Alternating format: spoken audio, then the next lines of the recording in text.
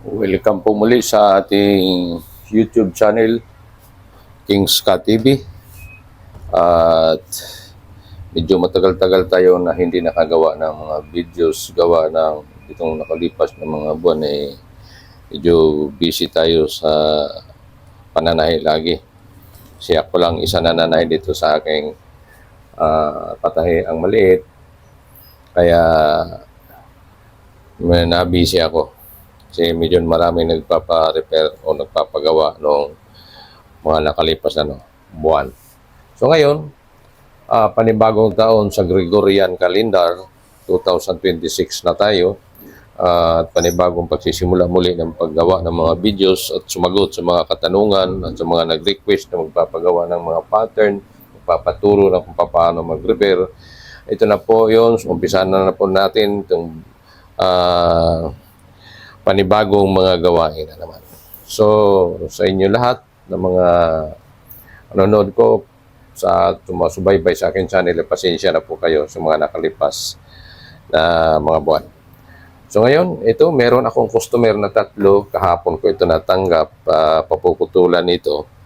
At maliban sa putol na gagawin natin ay patatahi ang mga bulsa.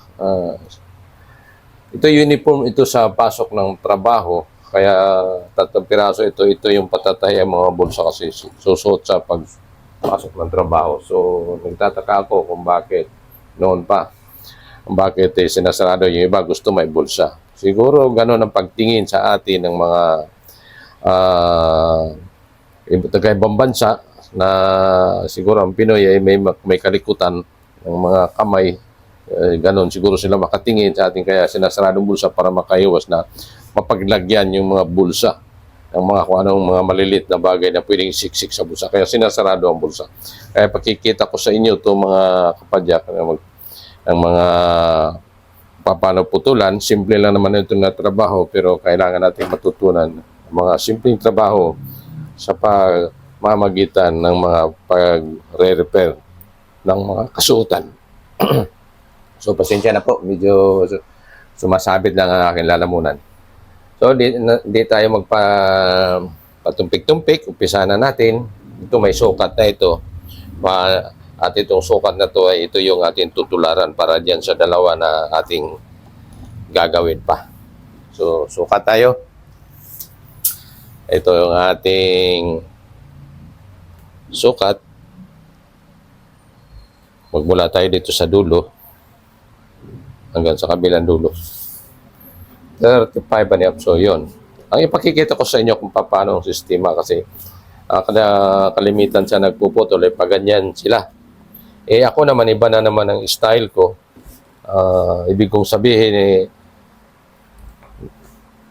iba ang style ko, kasi ang style ko ay paganyan ako. So, ganito mga kapadyak ako magputol ng pantalon. Dodoblehin ko ito para masukatan, matandaan.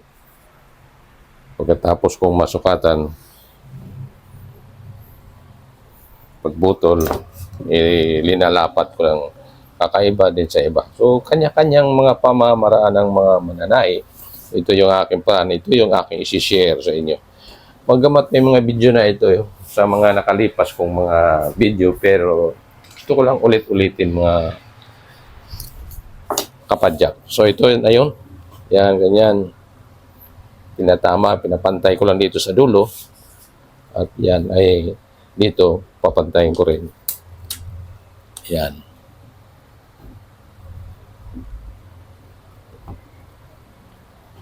Yung malabo yung aking diction ngayon Tapos yung sinasabi ko na sa akin iba, sa iba tong akin namang sistema. So, ganyan ako Kumbaga, hindi ako patagilid, kundi dito ako, nakapront ako. Ayan, ganyan ako. Ito yung aking ibinabahagi din sa aking mga followers, aking mga nagpapanood, na ganito ang aking paraan sa pagpuputol.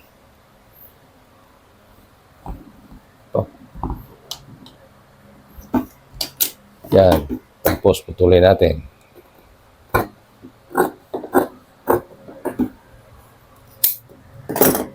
Kasi ito yung ating tutularan.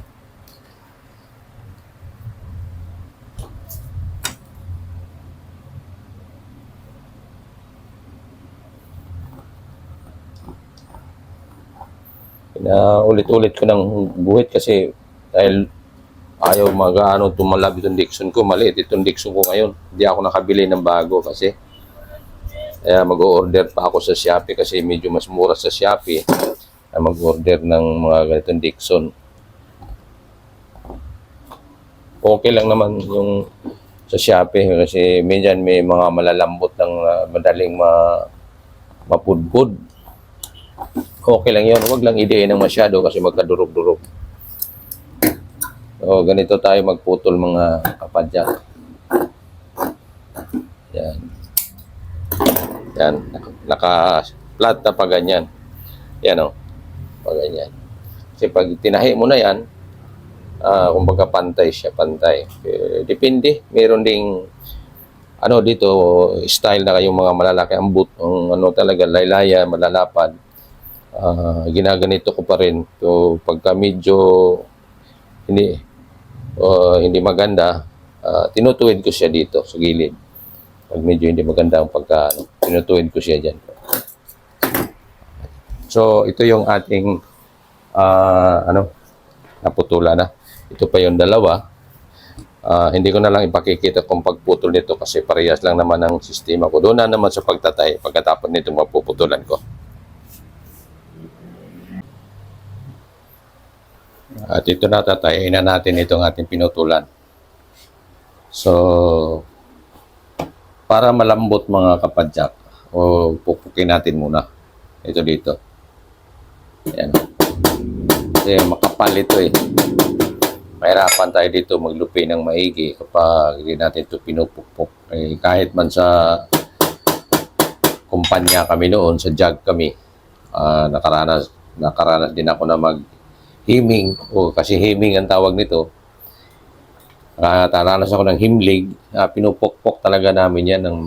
Meron kasi kaming martilyo doon na plastic, fiberglass pa, para pagpukpok ay hindi masira yung ano. So, lagyan natin ng guide ito para permanente yung lapad na ating ginagawa. So, sigpitan natin ng kaunti.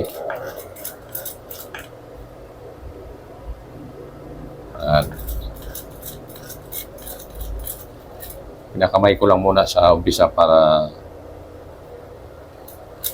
hindi siya mahihirapang kasi baka maglaktaw mga kapadyak eh. Ng kalasan ba. Yan, napadadahan lang mga kapadyak. Yan, ito siya.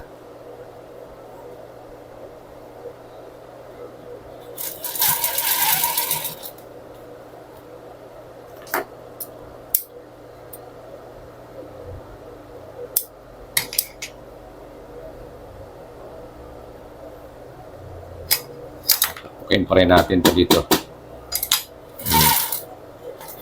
Pagdating dito sa makapal, alalay tayo para di nganganib yung ating karayom kasi mahal pa naman ang karayom. Lalo na dyan sa probinsya tayo, mahal ang karayom dyan na mga organ 21. Kasi nung ako'y nananay sa probinsya, nung unang kabataan ko pa, ang ginagamit kong karayom ay 21, no? Mahal. Kaya pagdating dito sa mga makakapal, alalay talaga. Yan. Ano natin to? Pukpukin natin talaga.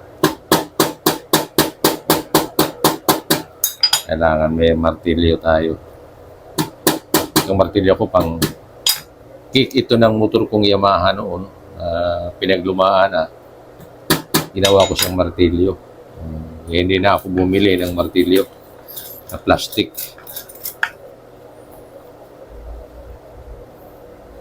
Yan na lang ang ginagamit ko eh. So, dandahan lang tayo dito pagdating sa mga makakapal.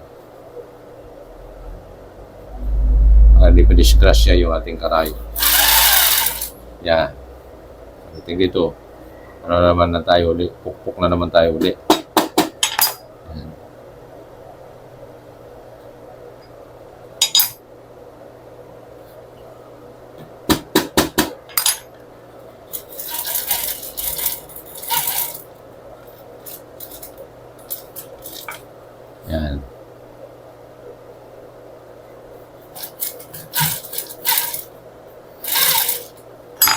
Wala natin. Trim tayo para walang sabit-sabit pag mananay. Tuloy na natin yung mga medyo mahahabad sinulid.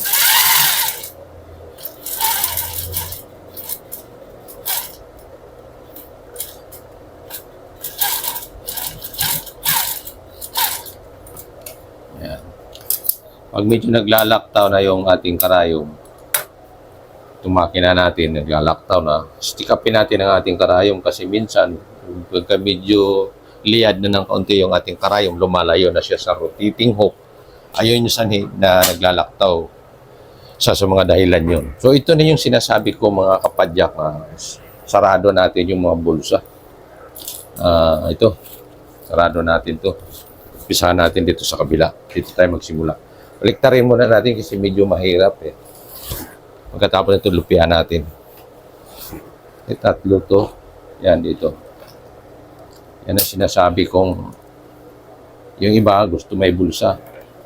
Ito naman, patanggal ang bulsa. Pasarado ang bulsa. Para masunod yung gusto ng kumpanya. Katulad nung kami na sa kumpanya noon, nawawala yung computer sa opisina ng mga nag-opisina. Pati pa naman kaming nasa mga production inspeksyonin ng mga gwardiya dahil may nawawala daw ang computer. Ano ba? Kinakapa mga bulsa namin, mga bag. Ano ba yun? Mailagay ba yung computer sa bag at saka sa bulsa? So, ganito ang sistema. Kaya ito, sarado ang bulsa. Baka mamaya may siksik dito na hindi ka nais-nais. Mga bagay ng mga maliliit, para makaiwas, ito na, sarado ang bulsa. So, ganun ang pagtingin sa mga manggagawang Pinoy. Yan, sarado natin ito.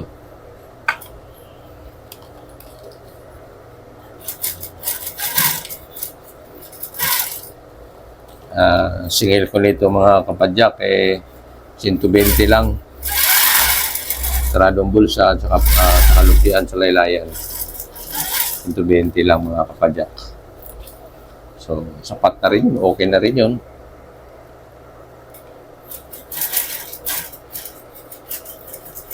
Kasi,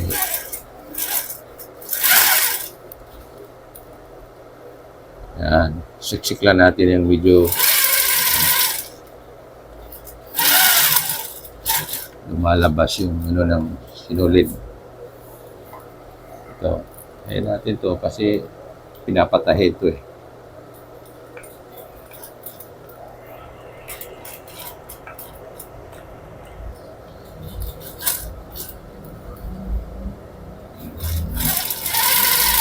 Walang makapaang gwardiya na lagayan ng sinulid.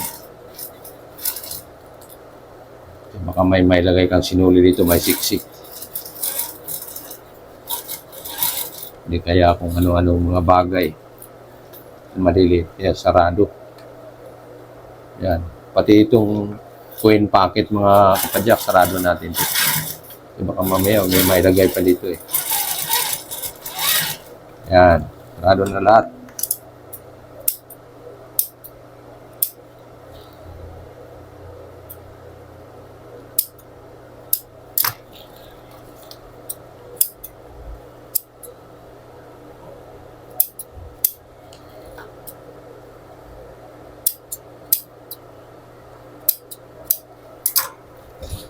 Yan. Try natin ulit kasi lulupian pa natin to.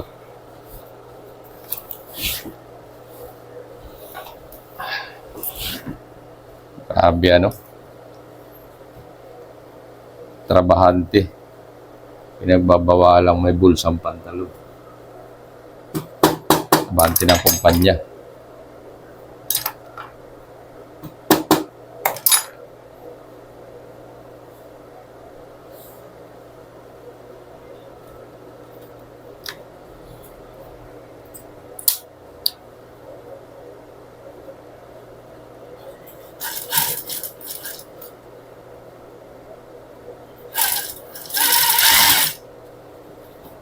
Yan.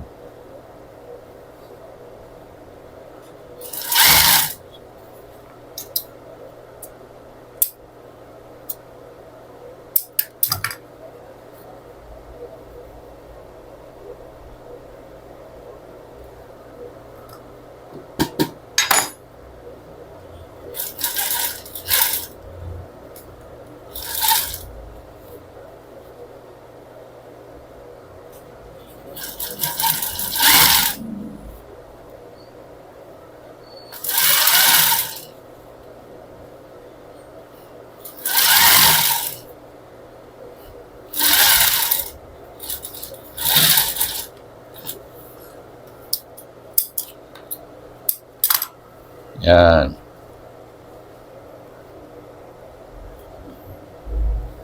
Pukpok tayo ulit kasi medyo hindi siya matigas.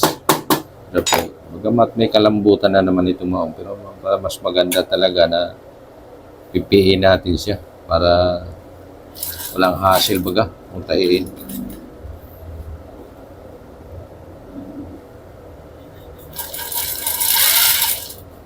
Yan.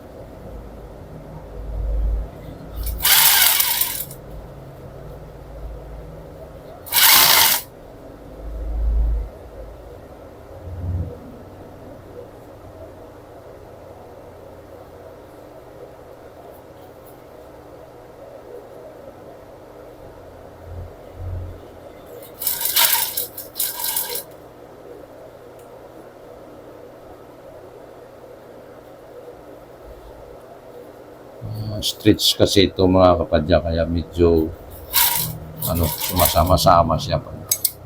Nipuhi-puhi, inimas-imas natin. Si stretch.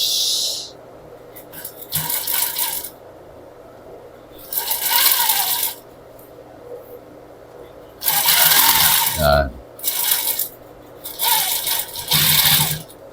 Okay, tapos na.